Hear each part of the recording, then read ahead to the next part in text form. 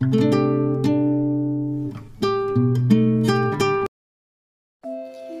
ಸಣ್ಣ ಚಿಟ್ಟೆ ತನ್ನ ಸುತ್ತಮುತ್ತಲಿನ ಅರಣ್ಯದಲ್ಲಿ ಅಲೆಮಾಡುತ್ತಾ ಅತ್ಯಂತ ಸುಗಂಧಮಯ ಹೂವನ್ನು ಹುಡುಕಲು ಪ್ರಯತ್ನಿಸುತ್ತಿತ್ತು.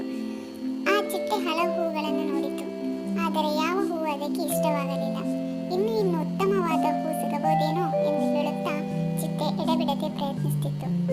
ಚಿಟ್ಟೆಗೆ ಸಾಕಷ್ಟು ಹೊತ್ತಾದರೂ ಅದು ನಿರೀಕ್ಷಿಸದ ಪರಿಪೂರ್ಣ ಹೂವನ್ನು ಹುಡುಕಲಾಗಲಿಲ್ಲ. ಕೊನೆಗೆ ಅದು ಒಮ್ಮೆಲೆ ತನ್ನ ಸುತ್ತಲಿನ ಹೂಗಳನ್ನು ಗಮನಿಸದೆ ಅಲ್ಲಿ ಸುಂದರವಾದ ಹೂ ಸುಗಂಧವಿತ್ತು.